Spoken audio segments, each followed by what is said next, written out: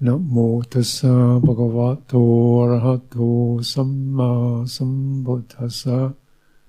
Namo tassa bhagavato arahato samma sambuddhassa. Namo tassa bhagavato arahato samma sambuddhassa. Buddhaṃ Dhammaṃ Sanghaṃ Namasami.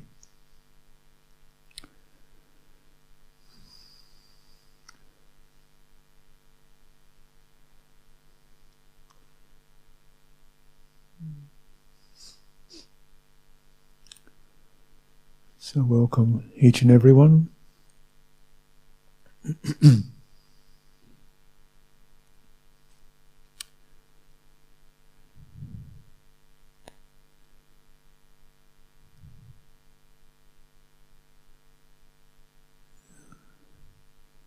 So using this occasion, this situation to meet what you're experiencing, what you're feeling, what you're thinking about, what your conditions are for you. So it's a sort of quite an open situation. Its boundary is ethics and compassion. The two go together. The ethical sense is because recognize if ethics are not sustained, people do a lot of harm to themselves and others. Therefore, ethics is a compassionate practice rather than a judgmental, you're right, you're wrong, sin, guilt kind of stuff. So that's the foundation, the kind of boundary within which we live and practice. So things are then, we can experience ugly states, unwholesome states, negative states, bitter, but we know once we've got the ethical boundaries, these are things we don't act upon, nor do we get into a whole kind of critical guilt thing about it, or it's trying to understand the arising and passing of skillful conditions and unskillful conditions,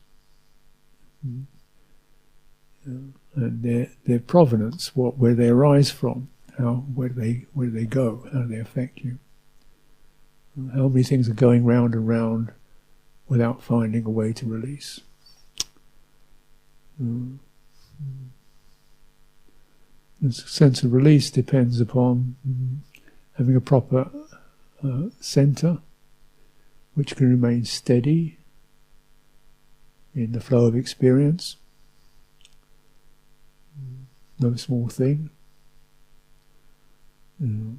Fundamental establishment of sati, mindfulness, to maintain steadiness. Finding a suitable theme or topic or object that will give you that without straining. And we generally use body, the whole body, which provides a very plain, kind of uncomplicated and emotionally resonant experience. We're affected by things. We do get upset. We do get angry. We do get feeling lost. And the body just, that's like that. So the body in a whole is like a keel or an anchor. When these various mental and emotional causes and effects rush around, you've got something that just, this. And you start keeping that as the fundamental, entry point, and sustaining it. Then you can develop it. You can feel the particular sensitivities in the body, particularly, say, the palms, the hands, the face, where the energies rise to the surface. And when you're walking, sitting, talking to people, moving around, busy, whatever, just sense what's happening in your hands. They get twitchy, they start to stiffen up, do you lose them? And so, when we contemplate or practice, often we use a mudra, hand mudra, which is a particular position of the hands. And the fundamental position is the hand is cupped in your lap.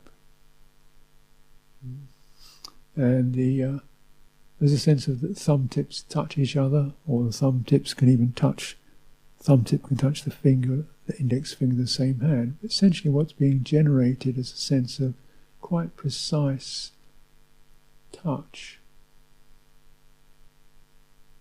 If you're sleepy, it's good to practice like that, because it gives you the sense of something clear. It's not too subtle. And you can immediately sense if you've lost it, your hands slip away. Or you're dreaming, daydreaming, hands slip away. So you have that sense of precision. But it's not forceful, it's not trying to make anything, it's just holding simple contact. And the palm is like a cup, open. You can and you can feel the pulses and the energies running around in your hands. And just keep softening the palm. So it becomes like you're holding a ball of fluff or whatever feels good for you. It's a really calming, comforting effect. Better than a whole load of advice. Because you get it directly into your nervous system. Oh, there's that. Because the hands are what we hold on with, either frantically clutching and grasping, or steadily holding, which is sati. And the hand is also a source of both violence, the knuckles, and comfort, the palms. It's a comforting sense, and you focus on that. Oh yeah, and then the stress or the pressures or the anxiety or the agitations that pretty much in the stream of daily life, it's not even thinking about, not even naming them, just feeling those energies run through and letting the body just discharge the pressure and the intensities. It's okay. It's okay. You do it very directly without even necessarily naming what you're feeling, just feeling it, letting it move through it. Your sense of space. Release. And it's very direct, and it's non-intellectual, it's not cerebral, and it's always right now. It's not even really, you can't really call it much of a technique even. You can't get better at it or develop, it's just there it is. The kind of what can arise within that, and how freely things can move, that can change over time. But essentially we're holding a non-pressurized holding. It is not aiming anywhere, just to hold the present as it arises. Hold the present as it arises. It's present because you actually feel it. It affects you, there's contact. You find that the present, as it makes direct contact, moves, subsides, shifts into something else. There's nothing, fixed about it all. But because you've got that foundation, that it's not that there's a fixity, which is the fixity of sati, of mindfulness, of non-swaying, of non-contangling, of non-proliferation. And they realise the aim of practice is release and purity, and how much we even get to understand is sort of secondary. The main thing you understand, this is stress, and this is where it passes and subsides. So we, cultivating that attitude and whatever skills one can have in meditation practice helps you to realign your your intelligence, your way of experiencing things, from the kind of what we might call the generic, which is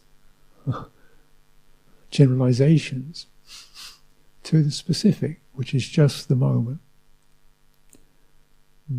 Just the moment, which you really feel, because it contacts. The generic is a mental construction. So we might, generics, what do I mean? I mean, it's okay, these are Italians. Yeah, but, they speak Italian, but they have different accents, different physicalities, different histories, so it's a kind of very flabby definition. But around these terms, all kinds of attachments and clinging and judgments can occur. We put people in boxes. And we live in that world. It's queer and straight. I'm queer, I'm straight. And box. Well, yeah, but that's not like 100% anything. It's just in terms of sexual inclination it could be like that, but that's not all you are. And you can lump people as always one of those, or she's one of those, and then along with that generic comes some sense of judgment. Put them in the inferior category, or the superior, or the desirable, or the undesirable, or the weird, or the me. And so this is called the world of Dhamma. Dhamma. And the Dhamma, naming, designations. And the Buddha said the world is strung up in Dhamma, in the tangle of it. This world is hooked on Dhamma and designations. And this net of Dhamma, it struggles, people struggle. But the Tathagata does not tolerate it. He is free from it. He's saying specifically as they are now, this is what's happening. He doesn't get lost in designations. We can kind of reflect upon how normal that designation process is, and how painful it is when you're being designated. Oh, she's a second rate, or he's a leader, or he doesn't count because he's or he's important, or he's weird, or and they can create the various labels. It comes along. Oh, he's a bit. He's got Asperger's. He's a bit Asperger's, so he's a bit inferior. No, it's just a different set of ways in which human beings get formed. And we want to be kind of emotionally fluent, and well, not everybody is. It's like that. So you meet what actually happens from an ethical, compassionate basis, and specifically. And then you're able to maybe meet yourself, rather than how do I fit? What's my rank in the meditation? Pantheon. Well, somewhere down the end of the line, perhaps. Nowhere near the top where the big stars are. The all stars are up there, and I'm just kind of, pootling away, trying to get an out breath or something. What good does that do? What use is that? I'm trying to be like somebody else. Well, what use is that? How beneficial is that? If there's a sense in which you get a feeling of inspiration that causes you to, I want to really come to terms with things, great. But just be really careful about how we designate ourselves and others in any way at all. Because in designation, the contact is muffled. We see things through the filter of how we've named them. And it's so seductive that sometimes you don't even know it. You can have kind of racist inclinations without even really knowing it. Just think, oh yeah, well, he's a black guy, he's a bit stupid, never mind, we'll look after him.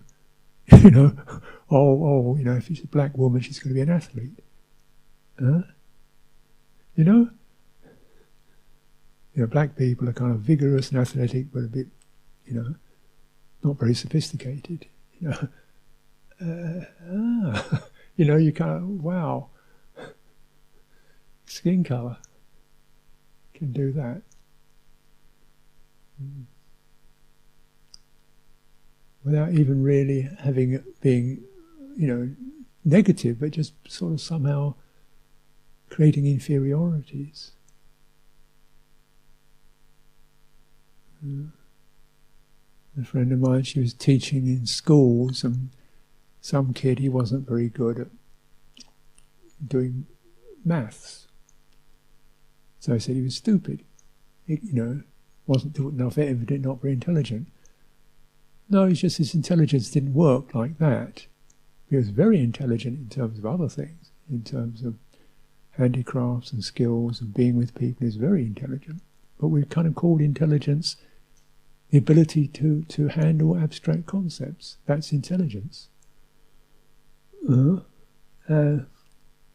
Well, how good is that?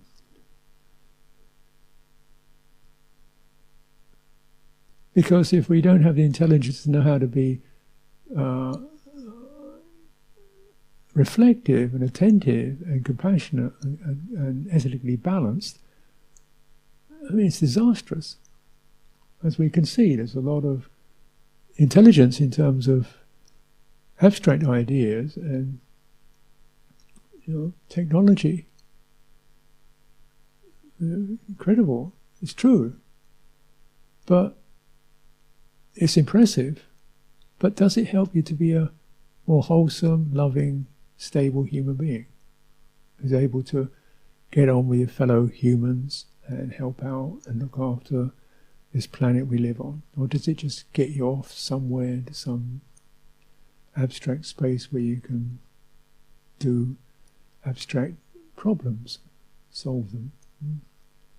The lure of the sense in which artificial intelligence and even conceptual intelligence, it doesn't involve me. You know, if I'm being intelligent about how I relate to a human being, I feel it, and they feel it, and it's cause and effect, and we can learn something. If I just do a piece of arithmetic or, you know, calculus, it doesn't care. There's no connection to that because it's just theoretical stuff. You just begin to realize how this movement towards the abstract and the disembodied, because it doesn't have to do with these kind of messy human beings who feel things and maybe need some time to check it out or whatever, or want to respond. So, as you probably know, you know, so you want to buy something, you don't go to a shop and talk to somebody and have a chat, and you go to the internet, you buy it online. And something called Amazon, you don't know what you just know it's making tons of dough. The leader of it is not a very wholesome character, and you're supporting him because it's quicker that way, and you get your little box, comes through the door. And if you notice the way that comes, because you see somebody comes scooting up the drive in their car, in their van, and jumps out of the seat, throws this box at you and runs this off. And you say, because I can't stay, because I'm being monitored, you know, so every second I can't hang around. I can't do a human contact thing because there's no money in it. So I have to do this quick delivery and then rush off to the next one. So you see some of these people are just so psyched up. You can't say, a nice day, how you doing, you know, whatever. Even kind of minimal contact. You know, that's the way we've gone.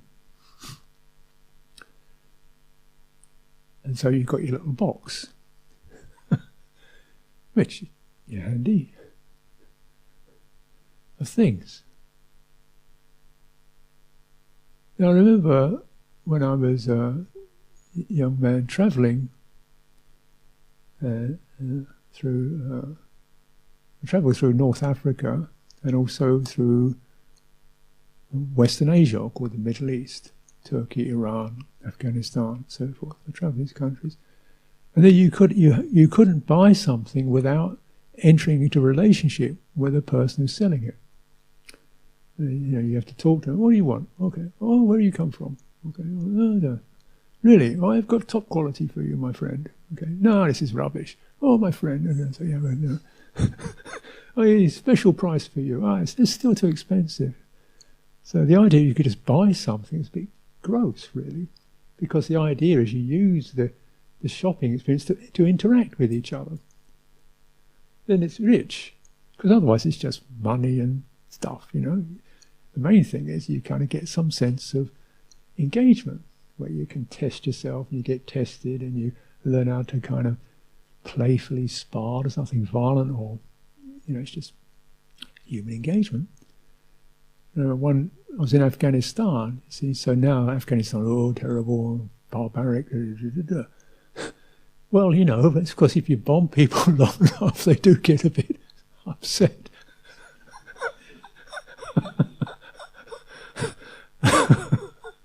And impose governments on them, they do get a bit feisty. But Afghanistan at that time was kind of just pretty open. So I was travelling through and I remember going to a local market. There's a guy that was going to buy a shirt. So I looked at, oh, that's a nice shirt. Oh, my friend, I think you speak of English. Oh, it's special for you. It's only, I said, well, yeah, you know, but I don't know if I really want this, maybe. Said, oh, you can show me another one. Well, maybe. How much? Okay, well, I'll think about it. Next day, come back again. Oh, yeah, let's have a look at that. I mean, it's still a bit expensive, isn't it? Could we? Oh, my friend, I've got top quality for you. Second day. Third day, go back again. Yeah, well, you know, maybe... I'll tell you what, we'll do a deal on that. You must come to my house. So you go around to his house and he gives you a meal, gives me a meal. And he has this thing called a ditar, which is like a one-string lute. He starts playing on his one-string lute. He said the big event of his life, he'd once been to Britain as part of some Afghani orchestra. And he said it was a joy of his life. He actually played his ditar in the Albert Hall or something like that. And he just wanted to share that with someone else. So just out of that one thing, you get this tremendous kind of opening of the human, you know, joy, playfulness, you know, probing, testing, inquiry, bit of wrangling, hospitality, all flowing. You think, well, what else are we here for?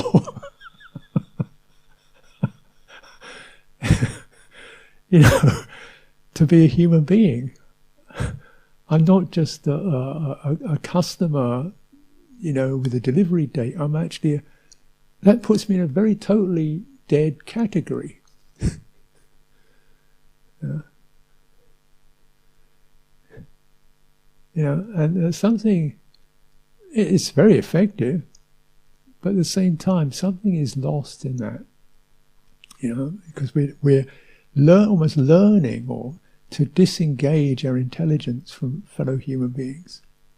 Not just, I can name you, I can give you a correct reply, but I can't necessarily enter into some sort of, you know, relationship whereby we get to sense each other, test each other, encourage each other, you know. That and where else are we going to get our learning and our affirmations and our correcting and our encouragement from, apart from other human beings? Otherwise we just got these ideas in the head what we should be. We've got no way of getting there. And this is very standard in human life now, right? Because now I can remember days when you went to a railway station and there was a guy sitting behind a window and you talked to him and he said, where are you going? And he gave you a ticket. And that's how you got a train. And you say, oh yeah, well, the train to Waterloo's running a bit late these days, There's nothing special, just the fact that, that kind of micro amount of contact constantly placing you back in the embodied relational world. Constantly holding you, sensing you there, placing you there. There you are. You're a human being. You're other human beings. You're not some item. And this may seem trivial, but if we look at, some of the fundamental, there's lots of problems. Lots of problems going on, But a lot of it is there's distinct diversion. People, there's racist, there's kind of xenophobic, there's anti-immigrant. There's a lot of divisive classification where people are stamped as, oh, he's an immigrant, lazy, rapist. No, these are guys who are desperate to survive. I'm sure, so you can kind of stigmatise that, and this goes on. Then we take sides against Palestinians or Jews, and then just because some government, with some very questionable, seems to be a considerable loss of ethical clarity, put it mildly, doesn't mean everybody who's Jewish is like that. So you see the problem of generics, of classifiers. We all get tarred with the brush of that classifier.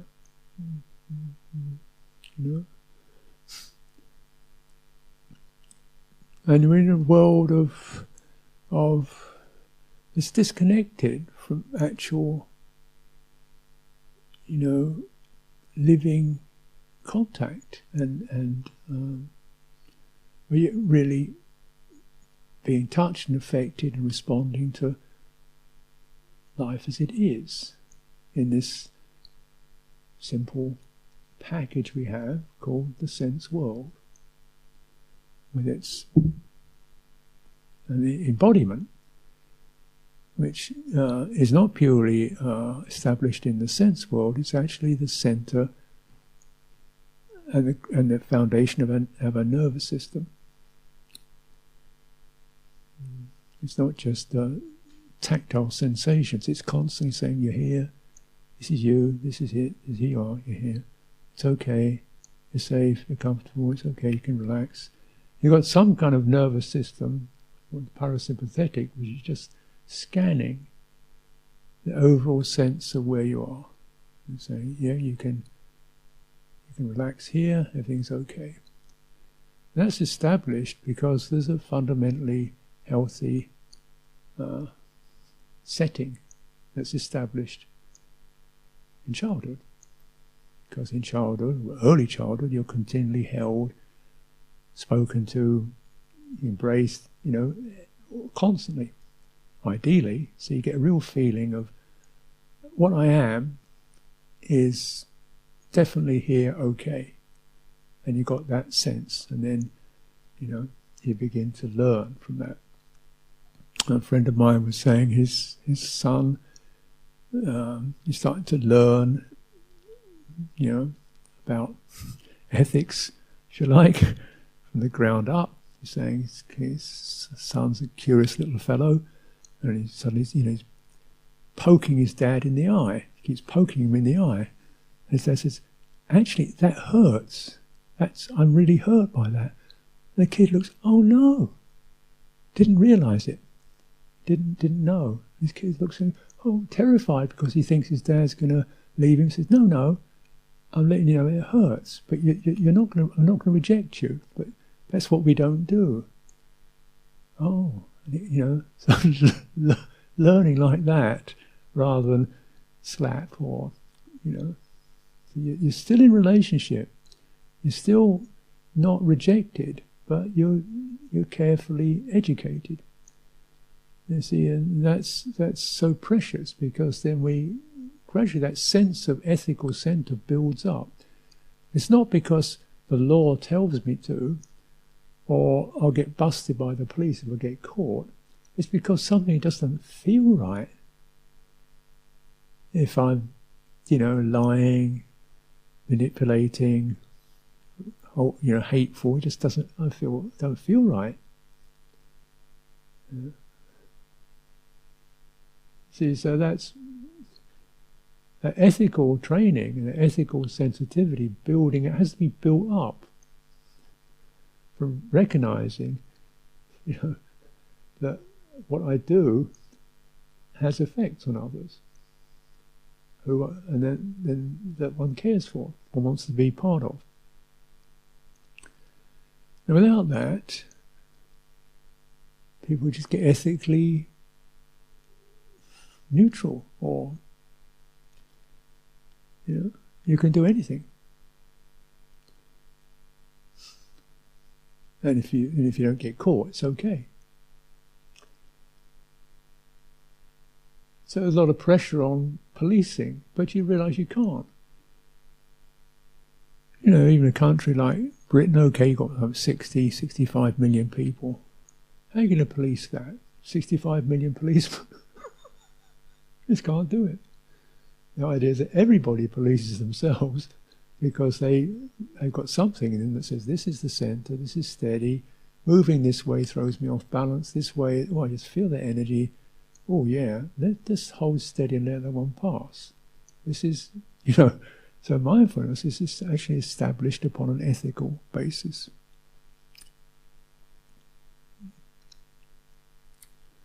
So it's attention, of course.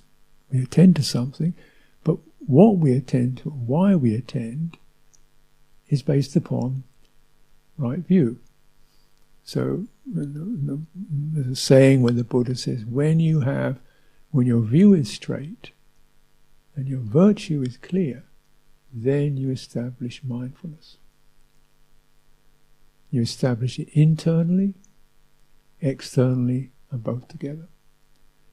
So you establish it internally, this is what's happening for me when I sense myself. Externally, this is what's happening in what I'm around me, and this is how the two meet. Establish it like that. Right. So it's relational.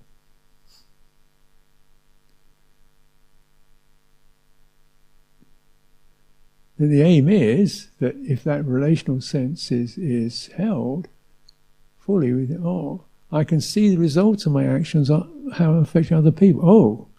Oh right, let's pull back from that. Because I'm mindful externally. I'm mindful internally. I'm feeling a little bit kind of heated up and pressurized.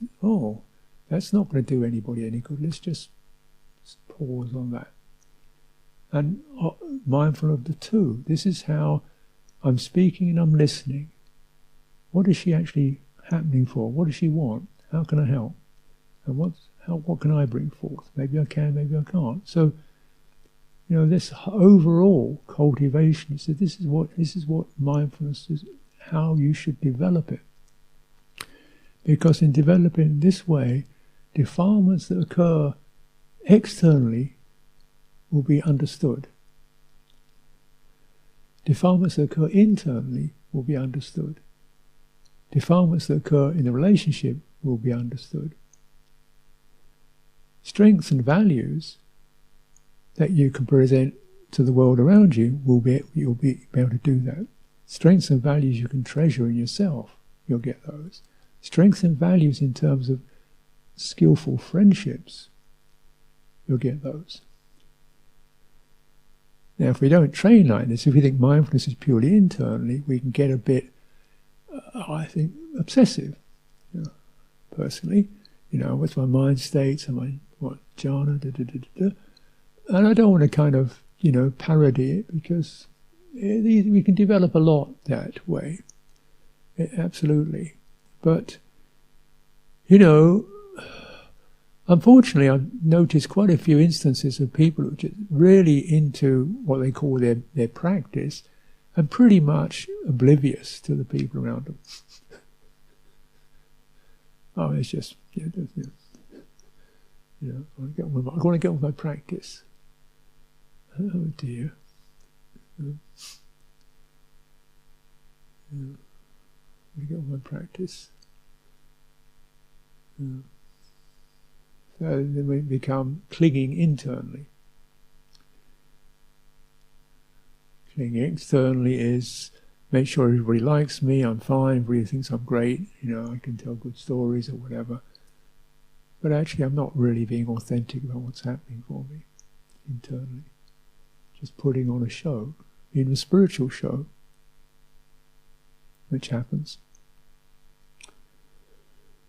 You know, you get instances of, you know, revered teachers who have a lot of performance, but actually all kinds of unresolved issues around power and sexuality that sort of eventually bust out, and the whole organisation goes upside down because they hadn't dealt with it, hadn't done their homework.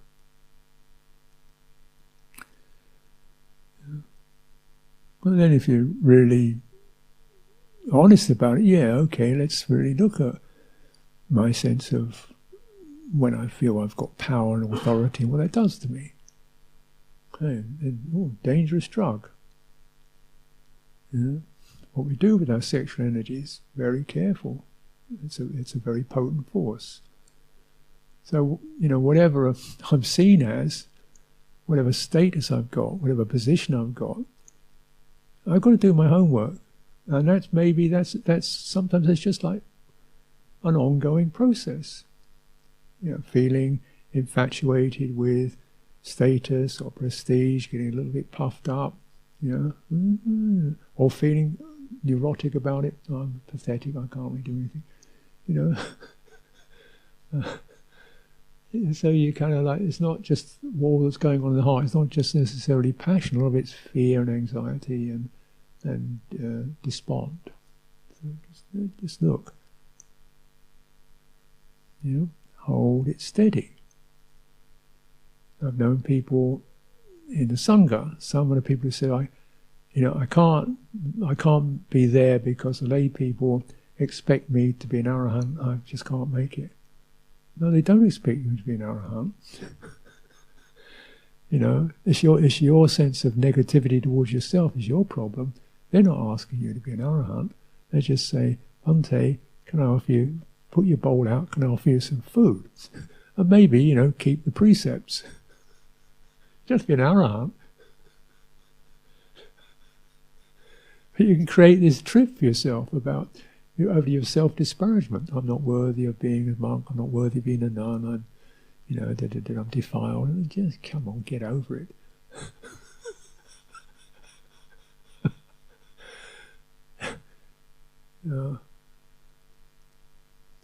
So one of the great models of the internal and external actually is the samana life, whereby there's a lot of, you know, concern and interest in how we meet and how we are experienced by people who are not samanas, by the people who are samanas and people living what we call the household life. You know, because there's that sense, you know, we're in relationship. We're in relationship. You know, we are a source of, we're modelling something. If it's integrity, we're modelling it. That's my Dhamma. I'm not faking it. I'm going to actually try to rise up in integrity to something that is worthy. It doesn't have to be fantastic, but just, you know, reliable and ethical and compassionate. That's it.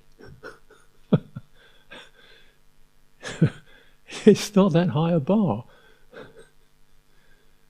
So you can, that's all. Just then the rest of it's just our own self-estimation. Oh, I'm not, I could be, I should be, I'm a beginner, I'm pathetic, I'm this, I'm that, I'm nearly, you know, just stop all that silliness. And in that proper relationship, you just think, well, I can offer the anumodana, I can maintain harmlessness, virtue, and I need people in order to really get it. Because you can have harmlessness or truthfulness as an idea, but you can't make it happen unless there's somebody around who you could potentially harm. That you don't. You need a real human being or living being to get it with. You can celebrate, celibacy or whatever the other, but you can't do it unless you've got something whereby you have to understand your sexual energy and learn how to transform it. Otherwise it's just theory. So we need human beings to get actual, practice on what's happening within us. Both our estimations of ourselves, our defilements, our wish to serve and help, and so on. And it's a very strong thing. So it's not just lay people. I want to meditate. People are coming. Oh dear, getting in the way.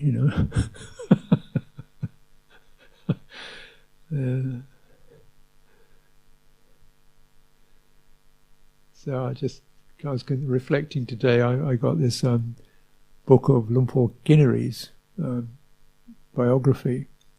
Luang Por Sucitto was a very, very, very simple, very modest monk. He was the monk who walked from Thailand through Burma to India. Walked. Yeah. No map. No sat-nav. Walked. Living on alms food.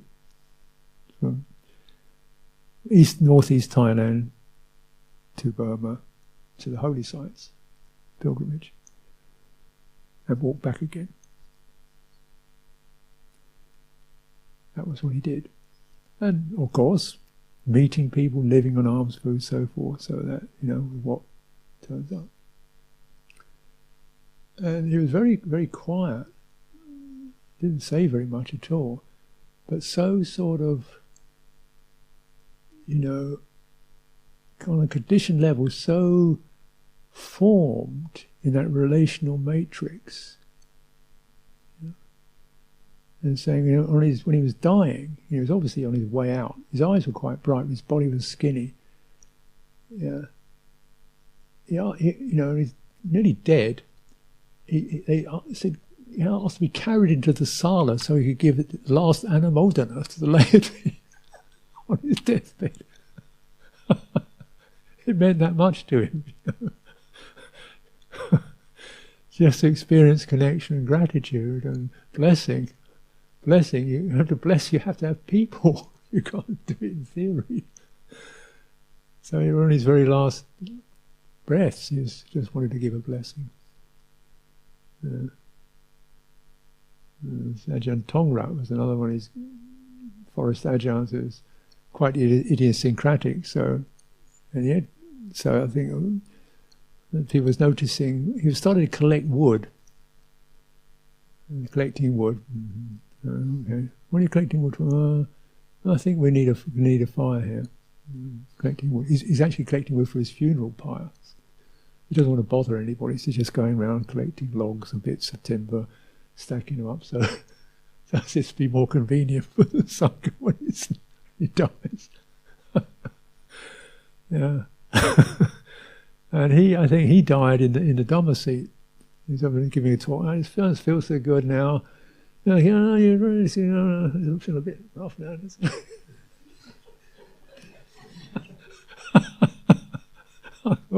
What a way to go, huh?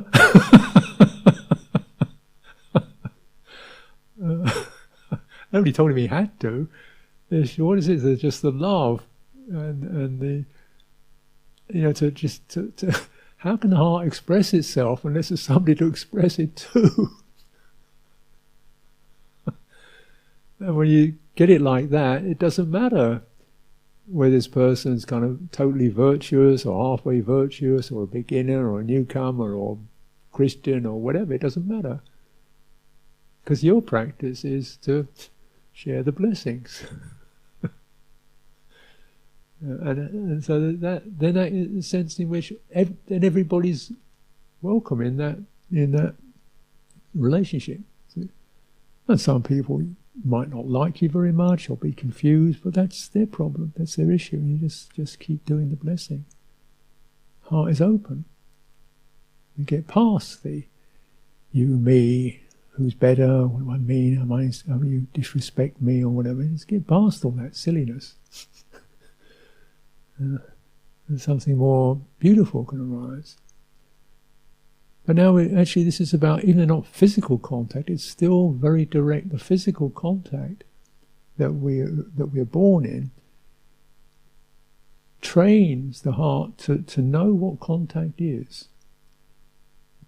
Not something to be nervous about or frightened of or inflamed about, something to be carefully moderated, so that if you don't contact anything, how are you going to teach it? How are you going to transform it? Transform in theory, theoretical people, write a book. Yeah, you could do, but it wasn't the way the Buddha taught. He taught princes, courtesans, merchants, thieves, a whole lot. Anybody's interested. Just drop the generics, drop the definitions, just human being, confused, needs some help. That's willing to listen. When you recognize some of this need for relational intelligence, you see, even just even inanimate things.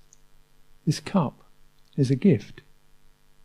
The layperson gave this as a gift. It's not just our cup. Yeah, we've got 15 cups. No, this is a gift. This is a gift cup. So we care for it. There's actual, not just one of the cups. This is a gift cup. This is a gift saucepan. Yeah. So we get to something much more. Everything has a certain quality to it, and you handle it this way. Some things need to be handled gently. Some things can take more pressure. But you're learning just even the immaterial things are teaching you. Now's the time to hold it carefully. Now's the time to push. Now's the time to look specifically how you can operate this thing. So that quality of sati covers everything, and we don't take anything for granted. This is where accidents occur. You get the tool out and swish. Oh, you forgot to look at how it operates. You forgot to test where your strength was, where you're really grounded in your feet. So everything, internal, external, they're both together. We cover it. And then, really taking the time to, switch off the screens and the theories and the images, and get to direct living reality that you can touch, feel, be affected by, and within the framework of ethics and compassion. So that acts as the safety within that. That acts as the safety within that. And then based upon that, your sati is to be steadily, specifically attentive to what arises.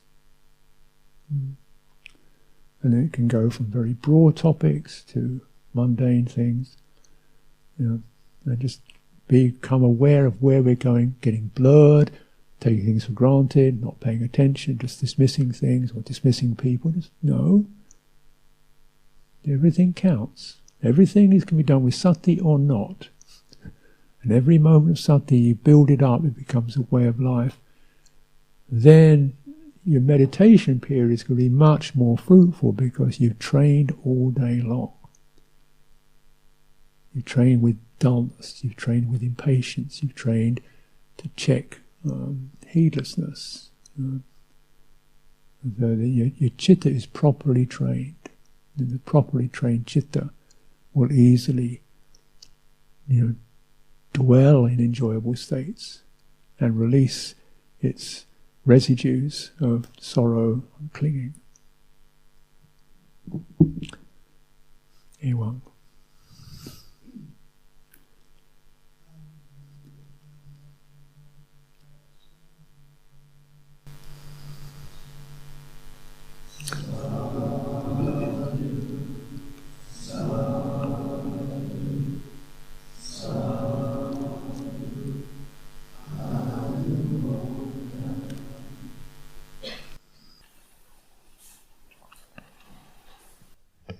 Before we do the closing homage, we'll chant one reflection, reflection on universal well-being in English. It's in the dark brown volume of the chanting books on page 41. Reflection on universal well-being.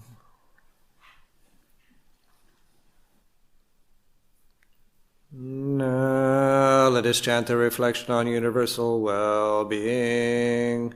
May I abide in well-being, in freedom from affliction, in freedom from hostility, in freedom from ill will, in freedom from anxiety, and may I maintain well-being in myself. May everyone abide in well-being, in freedom from hostility, in freedom from ill will, in freedom from anxiety, and may they maintain well-being in themselves. May all beings be released from all suffering, and may they not be parted from the good fortune they have attained. When they act upon intention, all beings are the owners of their action and inherit its results. Their future is born from such action, companion to such action, and its results will be their home. All actions with intention, be they skillful or harmful, of such acts they will be the end.